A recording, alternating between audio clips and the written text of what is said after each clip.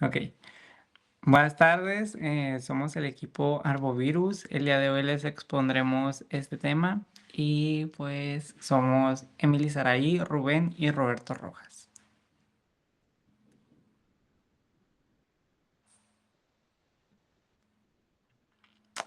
Bueno, pues empezando con este tema, pues primero antes de hablar sobre la morfología, la estructura y todo eso, pues es importante mencionar que los arbovirus no son una familia viral, no pertenecen a una familia taxonómica, sino pues que son un conjunto de virus que comparten algo en común, que es la manera en la que se transmiten.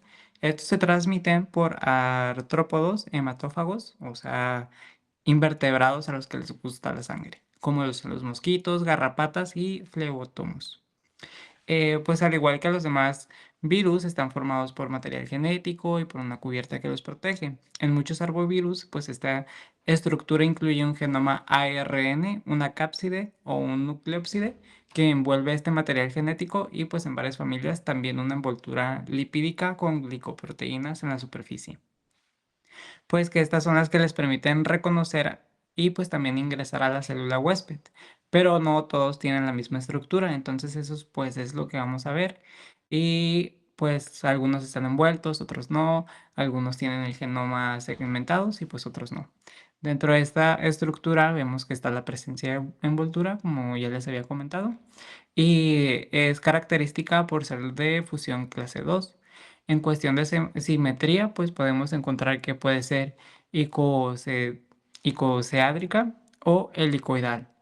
En el tamaño, pues, y la organización, estos están mediados para la función de adherirse, fusionarse y también neutralizar. Como ya les había comentado, se divide la morfología, la vamos a ver por familias que tenemos dentro de estas cuatro grandes familias, que primero se encuentra la Flaviviridae, que es un género de Orthoflavivirus, y pues estos virus son esféricos, están envueltos y miden aproximadamente 50 nanómetros. Su genoma es ARN monocatenario en un sentido positivo y no están segmentados con un solo marco de lectura que codifica una poliproteína. Sus proteínas estructurales principales son la C, la PRM por M y la E. Y entre las no estructuradas destacan la NS1 hasta la NS5. La proteína E participa en la unión y en la fusión con la célula, mientras que la NS3 y la NS5 son esenciales para la replicación viral. Dentro de la segunda familia tenemos a los Togaviridae, que son un género de alfavirus. Estos virus están envueltos, pero son un poquito más grandes, de alrededor 70 nanómetros, y pues presentan una nucleocápside con simetría icosaédrica y espículas en la superficie formadas por E1 y E2. Su genoma también es ARN monocatenario positivo, no son segmentados y tienen CAP5 y cola polia 3. En este caso, el genoma produce proteínas no estructurales, como lo son la NSP1 a NSP4, y algunas proteínas estructurales como la C, la E3, E2, 6K y E1. Después tenemos a las que son las Peribuniaviridae, especialmente el género Orthobuniavirus, y pues estos virus son envueltos, son esféricos o pleomórficos y miden entre 80 y 120 nanómetros. Su característica más importante es que su genoma está segmentado por tres partes, L, M y S, y es un ARN monocatenario en sentido negativo. Las proteínas estructurales más importantes son la GN, GC y la N y la L. Además, algunos miembros tienen proteínas no estructurales como la NSS y NSM. Estas están relacionadas con la evasión inmune y el ensamblaje. Y ya por último tenemos a los Reoviridae. En los cursos clínicos antes incluían dentro de la Reoviridae. Aquí destacan los orbivirus y los coltivirus, que pues a diferencia de los anteriores, estos virus generalmente no tienen envoltura. Los orbivirus tienen un genoma de AR bicatenario segmentado de 10 partes, mientras que los cultivirus lo tienen segmentado en 12. Su estructura es más robusta, con cápsides de varias capas, y lo que los hace diferente de los arbovirus envueltos. Cuando nos referimos a epidemiología, veremos que cada uno va a tener sus características propias. Algunas van a estar derivadas de su particular ciclo de transmisión. Primero que nada, veremos que todas estas especies se van a encontrar en una distribución geográfica bastante amplia. Esto va a variar mucho entre las que son las especies hospedadoras y las vectoras. Entre los principales vectores podemos encontrar los mosquitos, pero también se han encontrado el arbovirus en garrapatas, colicoides y flebópodos, pero algo que tienen en común todos ellos es que solamente los presentan las hembras. También veremos que van a tener una alta incidencia en regiones tropicales y subtropicales. Entre los países donde se pueden presentar pueden ser México, Nicaragua, Brasil, Argentina, Colombia, Perú, Venezuela y el oeste de África. Aquí pueden ver una imagen de lo que es básicamente la República Mexicana y los diferentes lugares de incidencia de este tipo de virus.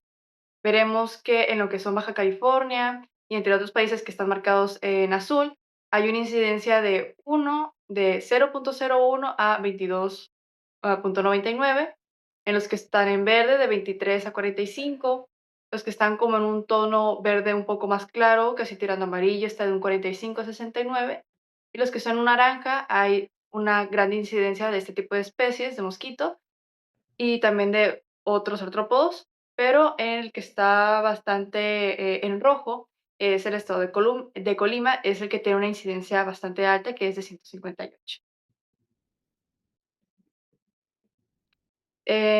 También veremos que dependiendo del tipo de enfermedad va a ser el tipo de virus.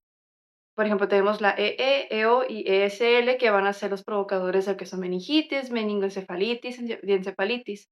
Estos son unos cuantos. También tenemos las fiebres hemorrágicas, también son encargados por otro tipo de virus, al igual que las que son de enfermedad febril, con exantema y también de enfermedad febril en general. En patogenia, veremos que se van a replicar o infectar de una forma en la que se va a amplificar en el hospedador y en el vector. Se ha detectado arbovirus en reptiles, aves y mamíferos. Estas va a haber una producción de viremia, que es básicamente la cantidad de virus en la sangre o en el torrente sanguíneo, que posteriormente van a permitir la aparición de anticuerpos.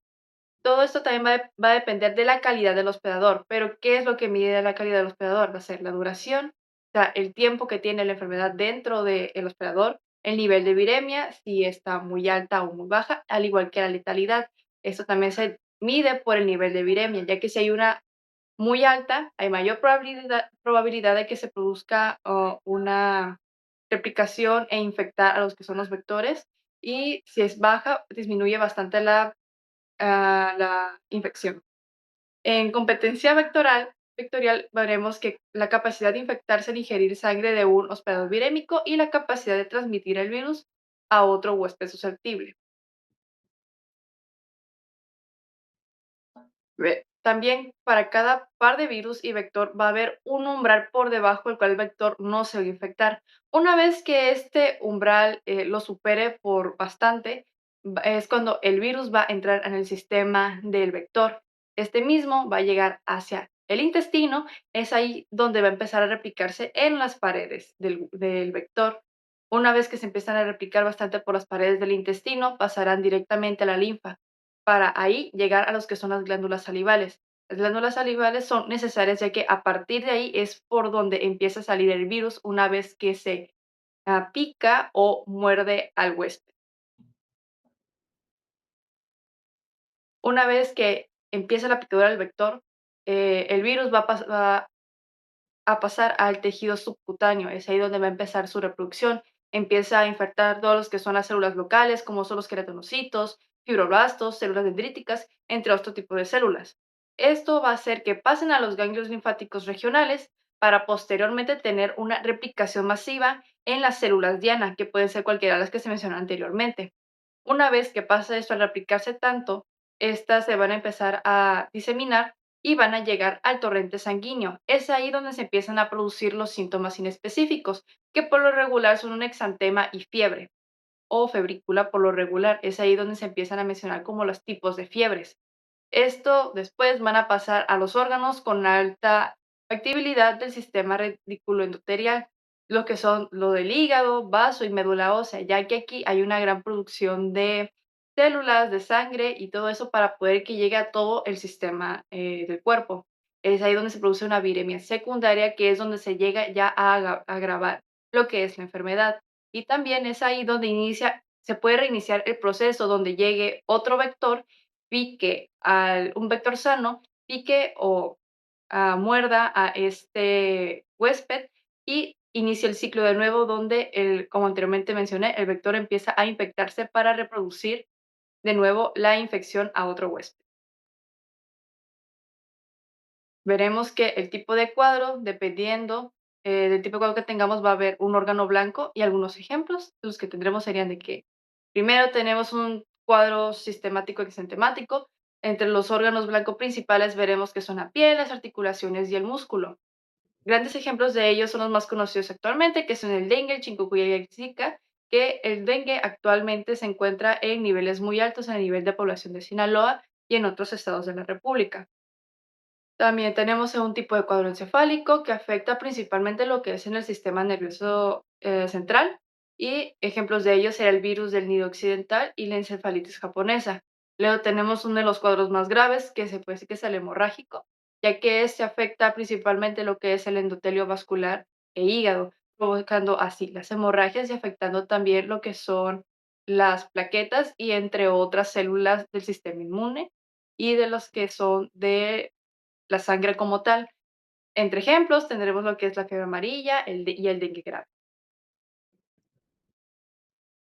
Bueno, ya por último tendríamos el diagnóstico del tratamiento. El diagnóstico siempre tiene que ser oportuno, más que nada para evitar que llegue a una gravedad o avance más la enfermedad, evitar lo que viene siendo las altas cargas virales, como se explicaba anteriormente. Vamos a tener dos tipos de diagnósticos que van a ser vitales. El primero es en la fase aguda, del primer día hasta el quinto día, y a partir del sexto día entraría el otro tipo de diagnóstico. En la fase aguda vamos a tener el diagnóstico por métodos directos, que vendrían siendo tres: el RT-PCR, reacción en cadena de la polimerasa, el antígeno NS1, que es específico para el dengue, y el aislamiento viral. La PCR va a consistir en un método definitivo para identificar un serotipo en específico de virus. Va a detectar el material genético del virus para poder identificar cuál podría ser y evitar la enfermedad grave mediante en sangre, suero o tejidos. Para el antígeno específico, en este caso para dengue, es una proteína no estructural secretada a la sangre. Su detección va a ser mediante la ELISA o pruebas rápidas. Es altamente sensible en los primeros días. Y por último, el aislamiento viral, considerado el estándar de oro analítico, pero su uso va a ser ilimitado para la investigación porque es por los cultivos, como la línea C6, 36 del mosquito, y tarda varios días. No es un, o sea, para investigación es limitado.